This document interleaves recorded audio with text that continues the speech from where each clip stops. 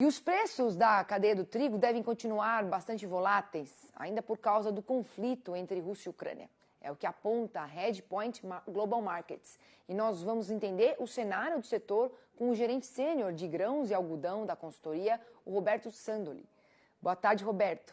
Obrigada pela sua presença aqui. Boa tarde, Priscila. Obrigado pelo convite. Roberto, o acordo entre Rússia e Ucrânia para a exportação de grãos, ele pode mexer ainda mais nos preços? Olha, sempre pode, né? A gente tem uma certa insegurança, principalmente vindo da Rússia, né? Onde muitas vezes você faz um acordo e muitas vezes, como teve acontecido no dia seguinte, você teve um bombardeio, né?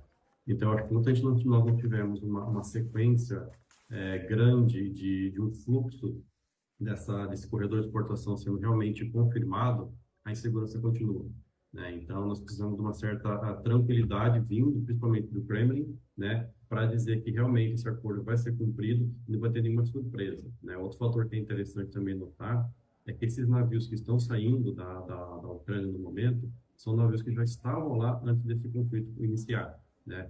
Então, acho que até realmente nós tivermos novos navios chegando na Ucrânia, fora esses que já estão saindo, né, o mercado vai ficar um pouquinho ainda instável, com uma certa insegurança. Acho que a partir do momento que o primeiro navio vier de fora e atracar na Ucrânia, e começar o seu embarque, conseguir sair sem maiores problemas, aí pode ser que nós podemos ter uma certa tranquilidade no mercado, entre aspas, né, que até esse conflito realmente chegar no final conclusivo, é difícil ter uma certa tranquilidade, mas a tendência é que realmente nos próximos semanas e meses aí nós tenhamos ainda bastante volatilidade no mercado, né? E a volatilidade acaba impactando diretamente o preço.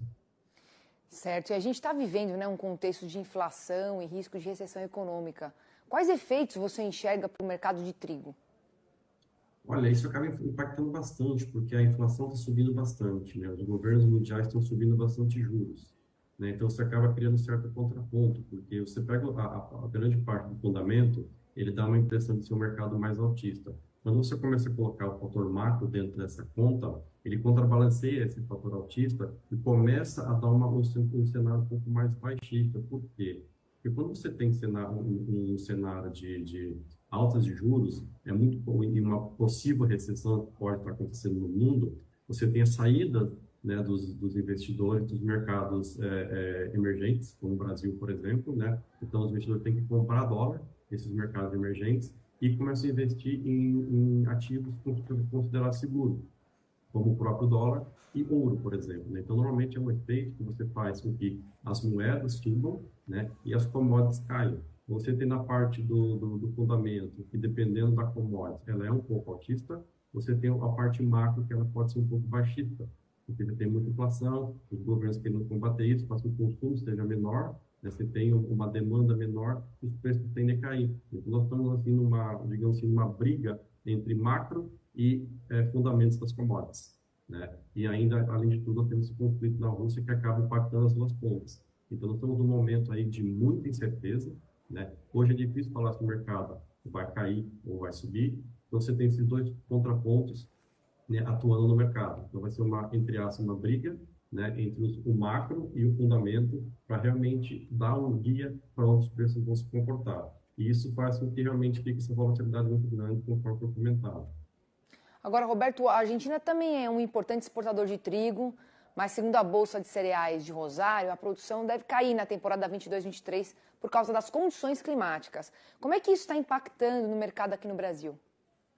Ele dá uma certa insegurança, né, porque a safra argentina está longe de ser concretizada, né? Nós temos aí muitos efeitos climáticos que podem acontecer. Os últimos dias deram uma melhorada no clima, as condições da lavoura da Argentina deu uma melhorada, porém nós temos aquele fantasma da Laninha novamente, né? E você tem aí modelos dizendo que ela pode continuar, outros pode ser que ela seja de menos intensidade, mais intensidade. Então, a Laninha, acho que no caso da Argentina, vai ser um fiel da balança, né? Se o clima continuar melhorando, como aconteceu nos últimos dias, com as próximas previsões, e esse clima melhorar, pode ser que a produtividade comece a ter uma certa melhora, ou pelo menos pare de piorar, tá? Isso dá uma certa tranquilidade, né, para o abastecimento de trigo aqui no Brasil, tá? Então, mas até que realmente o trigo seja colhido lá em novembro, dezembro, há sim uma preocupação. O lado bom é que a safra nacional está vindo, pelo menos por enquanto, está vindo muito boa, né? Certo. Mesmo que nós tínhamos alguns problemas de seca, a safra nacional é muito boa. Então, talvez parte que a Argentina não forneceria para o Brasil por ter uma safra menor comparado ao ano passado, mas mesmo assim, 17, 18 milhões é um número muito grande, né? Então, Tá realmente, certo. eles teriam um volume suficiente para atender a demanda do Brasil. A grande questão é como é que vai ser a demanda mundial, né, mais para o fim desse ano, depois dependendo de como vai ser a colheita no hemisfério norte, né? Se for Tá uma safra certo. razoável no hemisfério norte, eu acho que essa preocupação que tem com a Argentina ela tende a ser menor aqui para os nossos consumidores aqui no Brasil. Tá certo, Roberto. Obrigada aqui pela sua participação. Uma boa semana para você. Muito obrigado, sempre à disposição. Boa semana para você também.